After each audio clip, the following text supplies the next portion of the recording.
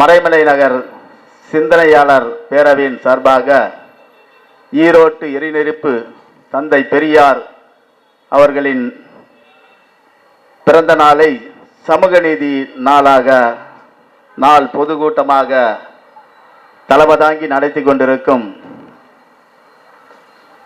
இன்றைய 25 வயதுள்ள இளைஞர் போல செயல்பட்டு கொண்டிருக்கும் ஐயா பன்னீர்செல்வம் அவர்களே, இந்த நிகழ்ச்சிக்கு வருகை தந்த அனைவரையும் வரவேற்றிருக்கும் ஐயா லியோனி அவர்களே, இங்கே நிகழ்ச்சியை நெறிப்படுத்திக் கொண்டிருக்கும் அருமை நண்பர் முனைவர் ஜோசப் ராஜ் அவர்களே, மற்றும் இங்கே வருகை தந்துள்ள அனைத்து கட்சியை சேர்ந்த பொறுப்பாளர்களே, சிந்தனையாளர் பேரவையினுடைய நிர்வாகிகளே, பெரியவர்களே, வியாபார பெருங்குடி மக்களே, உங்கள் அனைவருக்கும் என் வணக்கத்தை தெரிவித்துக் கொள்கிறேன். பகுத்தறிவு பகலவன், பெண்ணுரிமை போராளி, சமூக நீதி தலைவர் என்றெல்லாம் போற்றக்கூடிய தந்தை பெரியார் அவர்கள் ஈடு இணை இல்லாத போராட்டங்களை இந்த மண்ணில் நிகழ்த்திய மாபெரும் தலைவர் தந்தை பெரியார். இந்த மண்ணில் மூட நம்பிக்கைகளை வைத்து தள்ளிவிட்டு சனாதன சக்திகளின் ஆட்டத்தை ஒடுக்கி அறிவின்மை தமிழக மக்களுக்கு புகட்டிய ஒப்பற்ற தலைவர் தந்தை பெரியார். பெரியார் என்ற மாமனிதன் தமிழகத்தில் தோன்றவில்லை என்றால் இந்த மண் சனாதன மண்ணாகத்தான் இருந்திருக்கும்.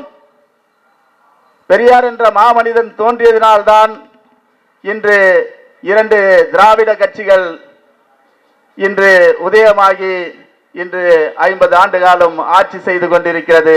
அதற்கு காரணம் தந்தை பெரியார் உடைய உழைப்பு. இன்று 2 திராவிட கட்சிகள் மாறி மாறி ஆட்சி அதிகாரத்தில் அமர்ந்து கொண்டிருக்கிறார்கள். தந்தை பெரியாருடைய ஏராளமான போராட்டங்கள் இந்த மண்ணில் நிகழ்த்தியிருக்கிறார். ஒரு சில போராட்டங்களை சொல்லி நேரமின்மையால் என் உரையை முடித்துக் கொள்கிறேன். கேரளாவில் வைக்கம் என்ற இடத்தில் தாழ்த்தப்பட்டவர்களும் மீனவர்களும் அந்த பகுதியில் பொது இடங்களில் பொது பாதையில் வர முடியாது. அங்கிருக்கும் குளத்தில் தண்ணீர் பிடிக்க முடியாது. ஏனென்றால் அங்கு பிள்ளையார் கோவில் இருக்கிறது. இந்த மீனவர்களும் தாழ்த்தப்பட்டவர்களும் வந்தால் பிள்ளையாருக்கு தீட்டு வந்துவிடும் என்பதற்காக அங்கே அவர்கள் அனுமதிக்கப்படவில்லை. அது அறிந்த தந்தை பெரியார் அவர்கள் தன் தொண்டர்களோடு அங்கே செல்லுகிறார், போராட்டத்தில் இறங்குகிறார், போராடுகிறார். பெரியார் கைது செய்யப்படுகிறார். தொடர்ச்சியாக பெரியாருடைய சகோதரி தலைமை தாங்கி அந்த போராட்டத்தை நடத்துகிறார். அவரும் கைதாகுகிறார். மீண்டும் அன்னை மணியம்மாள் தலைமை தாங்கி போராட்டத்தை நடத்துகிறார். தந்தை பெரியார் விடுதலையாகி போராட்டத்தை தலைமை தாங்குகிறார். இதை கண்ட சமஸ்தானத்தில் உள்ள பிராமணர்கள் இந்த போராட்டம் நிற்க வேண்டும் என்றால் பெரியார் இறந்தாக வேண்டும், ஒரு மாபெரும் ஏகத்தை நடத்தினால் பெரியார் இறந்து விடுவார், ஆகையால் ஏகத்தை நடத்துவோம் என்று கூறுகிறார்கள் பிராமணர்கள். அந்த சமஸ்தான மன்னரும் அதுக்கு ஒப்புதல் அளிக்கிறார். மிகப்பெரிய ஏகத்தை நடத்துகிறார்கள். முடிவில் சமஸ்தான மன்னர் இறந்து போகிறார். பெரியார் போராட்டத்தில் வெற்றி பெறுகிறார். வைக்கம் வீரர் என்று போற்றப்படுகிறார். அப்படி வெற்றி கண்ட போராளி தந்தை பெரியார் அவர்கள். பெண்கள் குழந்தை பெற்கும் இயந்திரங்களால் தான் இந்த நாட்டில் மதிக்கப்படுகிறார்கள் என்று முதலில் வருத்தப்பட்டவர் தந்தை பெரியார் அவர்கள். பெண்கள் ஆண்களுக்கு இணையானவர்கள் தான், எந்த விதத்திலும் பெண்கள் குறைந்தவர்கள் இல்லை, பெண்களுக்கு சம உரிமைகள் வழங்கப்பட வேண்டும் என்று களத்தில் இறங்கி போராடினார். அதே போல்தான் புரட்சியாளர் அம்பேத்கர் அவர்கள் இந்து கோட் பில்லை நாடாளுமன்றத்தில் கொண்டு வந்தார். பெண்கள் பொது இடங்களில் கருத்து சொல்ல முடியாது, பெண்கள் தன் விரும்பிய ஆடையை உடுத்த முடியாது. பெண்களுக்கு கல்வி கற்க உரிமை கிடையாது. பெண்களுக்கு சொத்தில் உரிமை கிடையாது. பெண்கள் தலித்துகள் எப்படி இந்த மண்ணில் மதிக்கப்படுகிறார்களோ அந்த மாதிரி பெண்கள் மதிக்கப்படுகிறார்கள். அது உயர்சாதி பெண்களாக இருந்தாலும் சாமானிய பெண்களாக இருந்தாலும் பெண்கள் இந்த நாட்டில் மதிக்கப்படவில்லை என்று நாடாளுமன்றத்தில் புரட்சியாளர் அம்பேத்கர் விவாதம் கொண்டு வந்தார். அதை நிறைவேற்ற முடியவில்லை, ஒப்புதல் அளிக்கவில்லை. அந்த மந்திரி சபையில் இனி இருப்பது நியாயமில்லை, அப்படிப்பட்ட மந்திரி பதவி எனக்கு தேவையில்லை என்று தூக்கி எறிந்த ஒப்பற்ற தலைவர் புரட்சியாளர் அம்பேத்கர். புரட்சியாளர் அம்பேத்கர் நாடாளுமன்றத்தில் சட்டமாக ஆக்க வேண்டும், பெண்களுக்கு உரிமைகளை சமமாக்க வேண்டும் என்று போராடினார். தந்தை பெரியார் களத்தில் இறங்கி போராடினார், பெண்களுக்கு உரிமைகள் பெற வேண்டும் என்று. இரு தலைவர்களும் ஒத்த கருத்தோடு போராடிய தலைவர்கள். ஒரு காலகட்டத்தில் தந்தை பெரியாரிடம் முரண்பட்டவர்கள் பெரியாருக்கு எதிராக தமிழகத்தில் ஒரு பெரும் பொதுக்கூட்டத்தை ஏற்பாடு செய்து புரட்சியாளர் அம்பேத்கரை அந்த கூட்டத்துக்கு வரவைத்து உரையாற்றுவதற்காக அழைத்திருக்கிறார்கள். புரட்சியாளர் அம்பேத்கரும் வருவதாக இசைவு தெரிவித்து விட்டார். அந்த கூட்டத்துக்கும் வருகை தந்துவிட்டார். தந்தை பெரியாரும் வருத்தம் அடைந்தார் என்பதை அவர் கடிதத்தில் எழுதியிருக்கிறார் என்பதை கேள்விப்பட்டிருக்கிறேன். அப்படி அந்த கூட்டத்துக்கு வந்த புரட்சியாளர் அம்பேத்கர் அவர்கள் என்ன பேசினார்? தென்னிந்தியாவில், தமிழகத்தில், தென்னிந்தியாவில் பெரியாருடைய சிந்தனைக்கு மாறாக நீங்கள் யாரும் சிந்திக்க தேவையில்லை. பெரியாரை அனைவரும் பின்பற்றுங்கள். தென்னிந்தியாவின் ஒப்பற்ற தலைவர் தந்தை பெரியார், அவரை பின்பற்றுங்கள் என்று தமிழகத்தில் உள்ளவர்களுக்கு அறிவுரை சொல்லித்து போன புரட்சியாளர் அம்பேத்கர் அவர்கள். புரட்சியாளர் அம்பேத்கரால் பாராட்டப்பட்டவர் தந்தை பெரியார் அவர்கள். அந்த மாமேதை தந்தை பெரியார் அவர்கள் தன் இறுதி மூச்சு வரை சனாதனத்தை எதிர்க்க வேண்டும், இந்த மண்ணில் சமத்துவம் நிலவ வேண்டும் என்று போராடிய ஒப்பற்ற தலைவர் தந்தை பெரியார் அவர்கள். பெரியார் இன்னும் இந்த மண்ணில் தேவைப்படுகிறார். ஏனென்றால் இப்போது மகாவிஷ்ணு போன்ற சனாதன சக்திகள் மாணவர்கள் மத்தியில் நஞ்சை விதைக்கிறார்கள். ஒருவன் குருடனாக இருந்தால், ஒருவன் முடமாக இருந்தால் அதுக்கு காரணம் போன பிறவியில் செய்த பாவம் என்று, கர்ம வினை என்று சொல்லுகிறார். எவ்வளவு பெரிய அபத்தம் என்று புரட்சியாளர் அம்பேத்கர் சொல்லுகிறார். ஒருவன் போன பிறவியால் தான் இந்த பிறவியில் ஏழையாகவும் ஒருவன் ஊனமாகவும் பிறக்கிறான் என்று கூறினால் இந்த உலகத்தில் மாபெரும் அபத்தம் என்று சொன்னார் புரட்சியாளர் அம்பேத்கர். அதைதான் தந்தை பெரியாரும் சொன்னார். இரண்டு பேரும் இந்த நாட்டில் மிகப்பெரிய போராட்டங்களை நடத்திய மிகப்பெரிய போராளிகள். இந்த தமிழகத்தில் ஈடு இணையற்ற போராளி தந்தை பெரியார் என கூறி அவர் புகழ் இந்த மண்ணில் நிலைக்க மீண்டும் மீண்டும் பெரியாரை போல நிறைய தலைவர்களை ஐயா பன்னீர்செல்வம் அவர்கள் இன்று பேசிய ஒவ்வொரு பிள்ளைகளும் சிறப்பான முறையில் தந்தை பெரியாரை பற்றி எடுத்து கூறினார்கள். ஐயா பன்னீர்செல்வம் அவர்கள் அடுத்த தலைமுறையை உருவாக்கி கொண்டிருக்கிறார். அவருக்கு இந்த நேரத்தில் நான் சார்ந்த விடுதலை சிறுத்தையின் சார்பில் நெஞ்சார்ந்த நன்றியை தெரிவித்துக் கொள்கிறேன். நான் ஐயாவுக்கு உறுதுணையாக இன்று என்ன எதிர்ப்புகள் வந்தாலும் சரி துணிச்சலாக உண்மையை கூறிக்கொண்டிருக்கும் ஐயா பன்னீர்செல்வம் அவர்களை வாழ்த்துகிறேன். அவருக்கு துணையாக நிற்பேன் என்று கூறிக்கொண்டு என் உரையை முடித்துக் கொள்கிறேன். நன்றி. வாழ்க தந்தை பெரியாரின் புகழ்.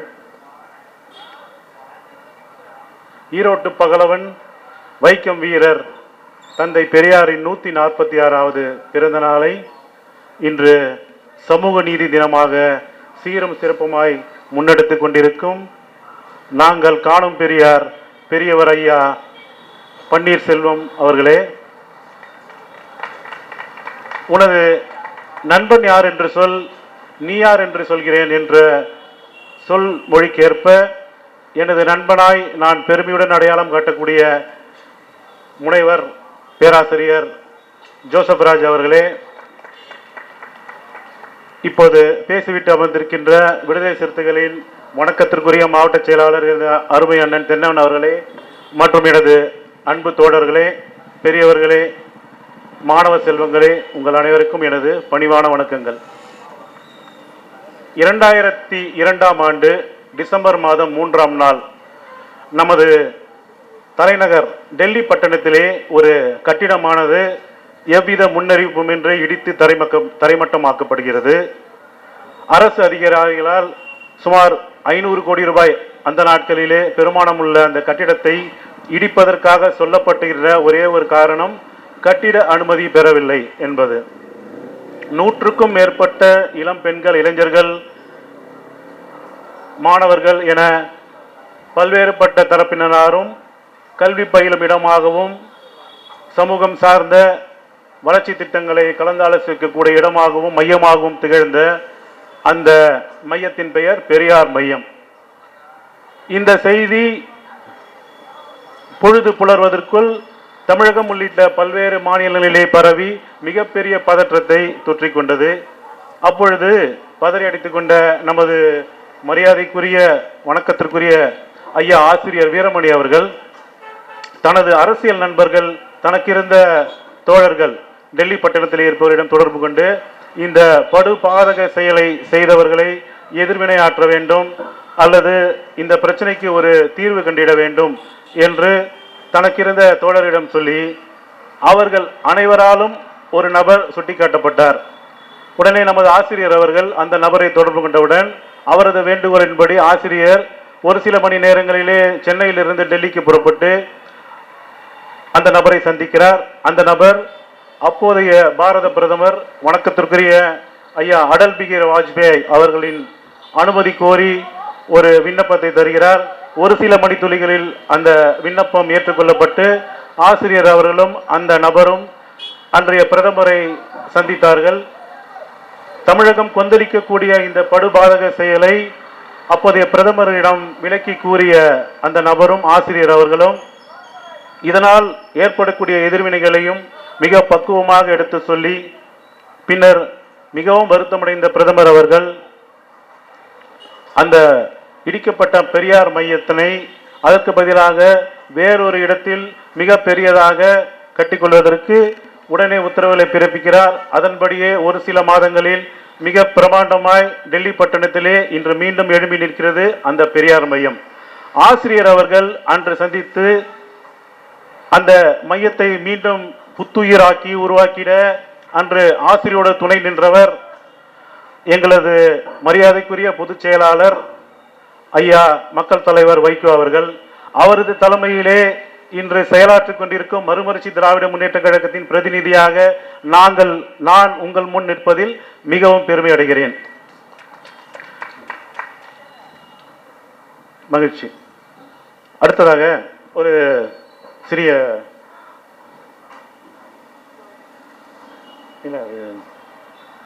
பண்ணிக்கணும் சொல்ல வந்தது நான் ரீகலெக்ட் பண்ணிக்கிறேன். ஒரு சிறிய நிகழ்வு. சாதனையாளர், அறிவியல் சாதனையாளர் நீல் ஆம்ஸ்ட்ராங் அவர்களை ஒரு பேட்டியிலே பேட்டி காண்கிறார்கள். அப்பொழுது அவர் மிக சமீபத்திலே நிலவிலே கால் பதித்து விட்டு மண்ணிற்கு திரும்பியுள்ளார். அப்பொழுது அவருடைய சாதனைகளை குறித்து கேட்ட ஊடக நண்பர்கள், தாங்கள் ஒரு மிகப்பெரிய ஒரு மிகவும் அரிய ஒரு அறிவியல் சாதனை நிகழ்த்தி வந்தீர்கள், இதன் மூலம் தாங்கள் சொல்ல வரும் கருத்து என்ன என்று கேட்டதற்கு, நான் ஒரு மிக சாதாரண ஒரு மனிதன், எனது காலடி அந்த விண்ணிலே பட்டதற்கு நான் மிகவும் மகிழ்ச்சி அடைகிறேன். ஆனால் என்னுடைய கால் தடம் பட்ட இந்த நாள், நான் எடுத்து வைத்த இந்த முயற்சி இந்த மனித இனத்திற்கு பிற்காலத்தில் அறிவியல் சாதனையாக இன்னும் பல செயற்கரிய அல்லது கேட்க பிரமிக்கக்கூடிய பல அறிவியல் செய்திகளை முன்னெடுக்கக்கூடிய ஒரு முயற்சியாகத்தான் நான் பார்க்கிறேன் என்று மிகவும் தன்னடக்கத்தோடு சொன்னார். அதே போன்று கடந்த 2.5 ஆண்டு காலமாக இந்த மறைமலை நகர் பகுதியிலே ஒரு சிறிய அளவிலே உருவாக்கப்பட்டு இன்று கடந்த 2.5 ஆண்டுகளாக மிகப்பெரிய ஒரு ஊர் மெச்சக்கூடிய பல முன்னேற்பாடுகளை செய்து கொண்டிருக்கும் நமது சிந்தனையாளர் பேரவையை நான் வணக்கத்துடனும் நன்றியுடன் நினைத்து பார்க்கிறேன். உங்களோடு நானும் தோள் நின்று உங்களோடு பணியாற்றுவதிலே மிகவும் பெருமை அடைகிறேன். அதேபோல தந்தை பெரியார் அவர்கள் இந்த கிழவன் பிறந்திருக்காவிடால் எங்களின் கிழக்கு வெளித்திருக்காது, இந்த பகலவன் பிறந்திருக்காவிடால் எங்களுக்கு பாதை தோன்றியிருக்காது என்பதை மிகவும் நன்றி பெருக்கோடு நான் நினைவு கூர்ந்து என்னை பேச ஆரம்பித்ததுக்கு உங்களுக்கு எனது நெஞ்சார்ந்த நன்றிகளை தெரிவித்துக் கொண்டு இடம் சார்கிறேன். நன்றி, வணக்கம். சாதியும் மதவெறியும் சார்ந்திருந்த சமூகத்தை தடிகொண்டு நிமித்திட்ட தனிபெரும் தலைவர், தமிழகத்தின் சுமைதனை தன்மதிகள் தாங்கி இங்கு 94லும் தொண்டு செய்து பழுத்த பழம், துணிச்சலும் ஆற்றலும் சுயமான சிந்தனையும் தொலைதூர நோக்கும் அயராத உழைப்பும் அன்புக்கு பணிவியும் வன்புக்கு துணிச்சலையும் காலமெல்லாம் காட்டி வந்த கருஞ்சட்டை பெருந்தலைவர் பெரியார் வாழ்க, அவர்தம் வழித்தோன்றல் ஆசிரியர் வாழ்க.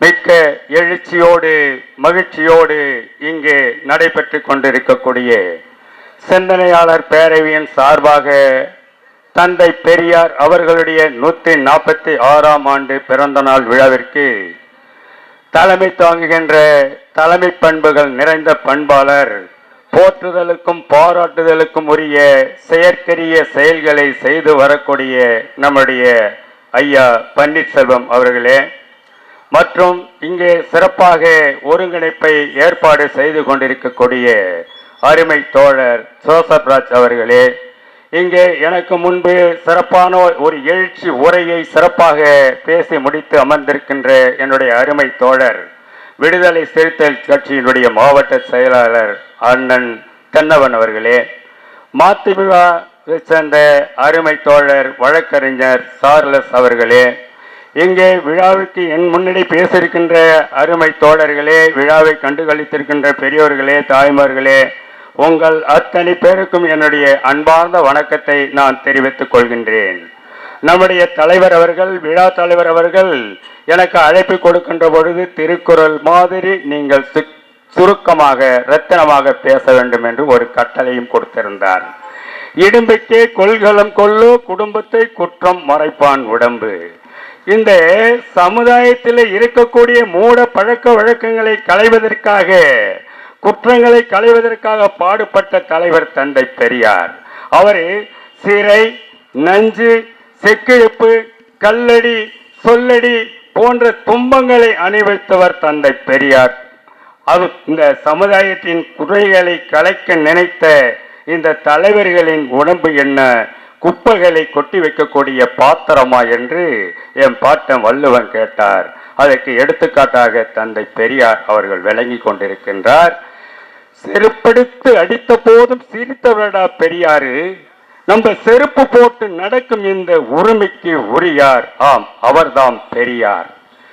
பெரியாருடைய சிந்தனை என்பது அருமை தோழர்களே, எல்லாரும் அதை பேசுவது என்பது ஏதோ கொள்ளந்தெருவில் ஊசுவிப்பது போலதான். எனக்கு முன்னாடி இந்த சொல்போர், அதாவது சிலம்பாட்டம் மாதிரி சொல்போல் நிகழ்த்தி இருக்கிறார்கள் மாணவ செல்வங்கள். அவர்கள் மத்தியிலே நாம் பெரியாரை பேசுவது என்பது அது அவ்வளவு மிகையாகாது. ஆனாலும் தந்தை பெரியாருடைய சிந்தனைகள், தந்தை பெரியார் மறைந்து 50 ஆண்டுகள் கடந்தும் இன்று போற்றப்படுகிறது என்று சொன்னால், இன்னைக்கு பாராட்டப்படுகிறார் என்று சொன்னால், தந்தை பெரியார் கொள்கையால் வென்று நின்றார் என்றுதான் நம்மளுக்கு அர்த்தம். மண்டை சுரப்பை உலகு தொழும் என்று சொன்னான் புரட்சி கவிஞன் பாரதிதாசன். அந்த அடிப்படையிலே இன்னைக்கு தந்தை பெரியாருடைய கொள்கைகள் நாடு கடந்து ஒழித்து கொண்டிருக்கின்றது. பெண்களை பற்றி தந்தை பெரியார் ஒரு ஆணாக இருந்து பெண்ணுக்காக பாடுபட்டவர், ஒரு செல்வந்தனாக இருந்து ஒரு வறியவனுக்காக பாடுபட்டவர் தந்தை பெரியார் அவர்கள். ஆணும் பெண்ணும் சமம் என்று சொல்லுகின்ற பொழுது அது எப்படிங்க முடியும், அது எப்படி முடியும் எளிமையா சொன்னாரு. ஏங்க, ஒரு மனிதனுக்கு 2 கால் இருக்கு, 2 கை இருக்கு, 2 கண் இருக்கு, 2 கண்ணுக்கு சமமான பார்வை இருக்கா இல்லையா? அது மாதிரிதான் போற்றப்பட வேண்டும் என்று சொன்னவர் தந்தை பெரியார் அவர்கள். எல்லாம் தலையெடுத்து அழகா கேட்டார் பெரியாரு, என்னடா என்னடா தலையெழுத்து அமெரிக்காக்காரனுக்கு எழுதலை, சீனாக்காரனுக்கு எழுதலை, ரஷ்யாக்காரனுக்கு எழுதலை, ஜப்பான்காரனுக்கு எழுதலை, நீங்கள் நம்மளுக்கு மட்டும் என்னடா தலையில் எழுதித்தான். தந்தை பெரியார் அறிவார்ந்த கேள்வியை கேட்டு சிந்திக்க வைத்தவர் தந்தை பெரியார் அவர்கள். அந்த மேல்கோளை குன்றக்குடி அடிகளார் சிறப்பாக எடுத்து காட்டுவார், அழகாக எடுத்து காட்டுவார். ஏண்டா நம்ம நாவிதர் கடைக்கு போனா அரை மணி நேரம் நம்ம தலைமுடியை வெட்டுவதற்கு நம்ம இடம் கொடுக்க மாட்டோன்றோம், அவன் எழுதுற வரைக்கும் நம்ம தலையை காட்டிட்டு இருப்பானா என்று நகைச்சுவையோடு குன்றக்குடி அடிகளார் கேட்பார். அருமை தோழர்களே, அக்கால அரசியல் என்பது வேறு, இக்கால அரசியல் என்பது வேறு. கருத்து சுதந்திரம் பறிக்கப்படுகிறது. நாக்க வெட்டு என்றான், அதெல்லாம் வேணா நாக்கில் சூடு வையின்றான். அதாவது சமதர்மத்தை சமத்துவத்தை பேசணும்னாலே இதெல்லாம் சொல்றான். ஆகவே ஊழலுக்கும் மதவாதத்துக்கும் ஒரே ஒரு வித்தியாசத்தை பற்றி சொல்கிறேன் அருமை தோழர்களே. ஊழல் என்பது 1 லிட்டர் பாலிலே 1 லிட்டர் தண்ணி கலப்பது ஊழலாக இருந்தாலும், இந்த மதவாதம் இருக்கின்றதே அந்த 1 லிட்டர் பாலில் 1 சொட்டு நெஞ்சு கலப்பது தான் மதவாதம். மதவாதத்தை அழிப்போம், சனாதனத்தை சமதர்மத்தை மீட்டெடுப்போம் என்று சொல்லி இந்த வாய்ப்புக்கு நன்றி கூறி விடைபெறுகிறேன். நன்றி, வணக்கம். ஜெய்பீம். சிந்தனையாளர் பேரவை மறைமலை நகர் நடத்தும் பகுத்தறிவு தந்தை பெரியார் ஐயா அவர்களுடைய இந்த பிறந்த நாளில் சமூக நீதி நாளாக நாம் இங்கே கொண்டாடி கொண்டிருக்கிறோம்.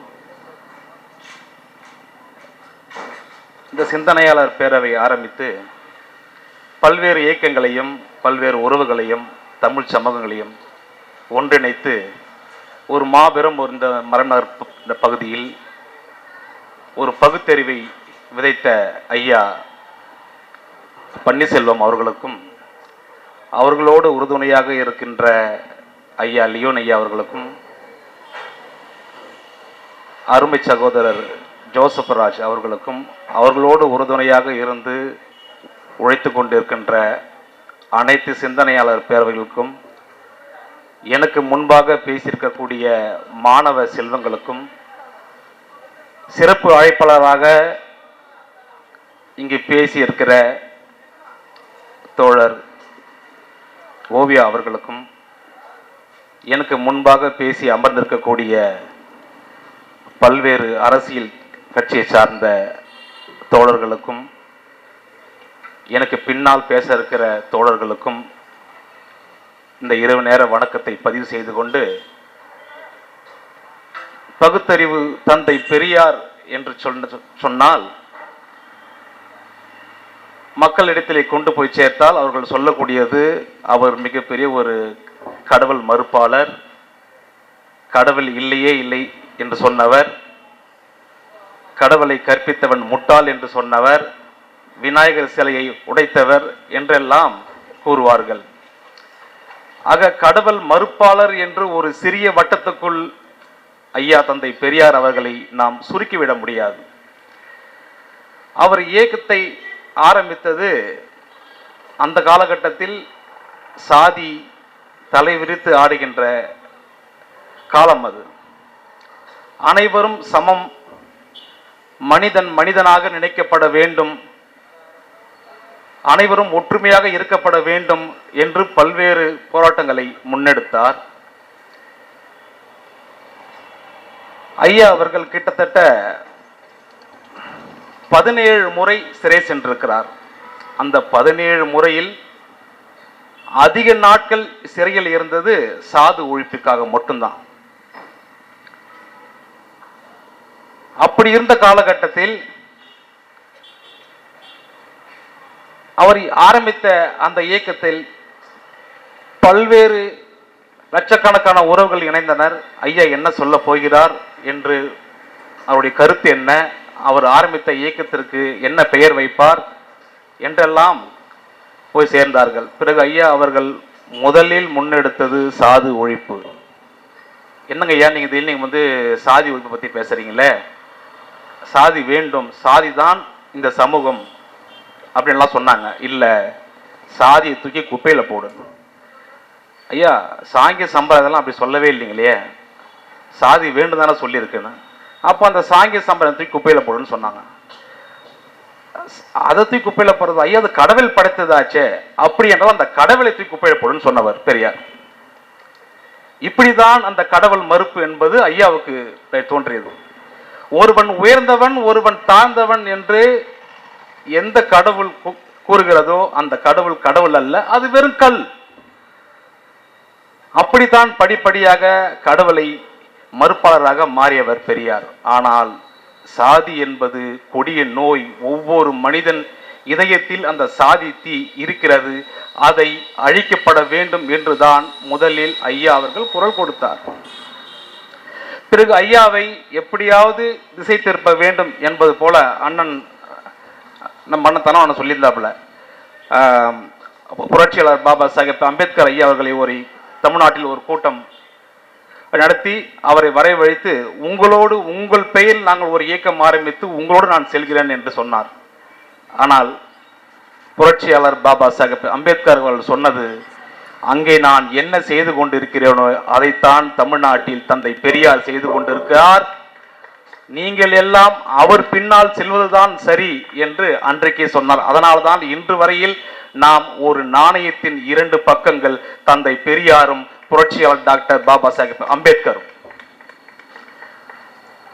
இவர் இருவர்களை நாம் பிரிக்க முடியாது. அதனால் வருடம் வருடம் இந்த தலைவர்களை போற்றும் வகையில் இங்க சிறப்பாக சிந்தனையாளர் பேரவை செயல்பட்டு கொண்டிருக்கிறது. உண்மையில் தன் நலம் பாராமல், தன் உடல் நலம் பாராமல், அண்ணா சொல்வது போல ஒரு 25 வயசு பையன் மாதிரி நல்ல துடிப்போட இந்த கூட்டத்தை நடத்தியிருக்காரு ஐயா. அதனால உங்களோடு நாங்களும் உறுதுணையாக இருந்து இந்த சிந்தனையாளர் பேரவை பல பகுதிகளுக்கு கொண்டு சென்று ஒரு மாபெரும் ஒரு எழுச்சியும் ஒரு புரட்சியும் ஒரு பகுத்தறியும் நாம் விதைக்கப்பட வேண்டும் என்று சொல்லிக்கொண்டு இந்த சிந்தனையாளர் பேரவைக்கும் இங்கே வந்துள்ள அத்தனை உறவுகளுக்கும் நான் சார்ந்திருக்கக்கூடிய புரட்சி பாரதம் கட்சியின் சார்பாக நெஞ்சார்ந்த நன்றிகளையும் வாழ்த்துக்களையும் தெரிவித்துக் கொண்டு விடைபெறுகிறேன். நன்றி, வணக்கம், ஜெய் பீம்.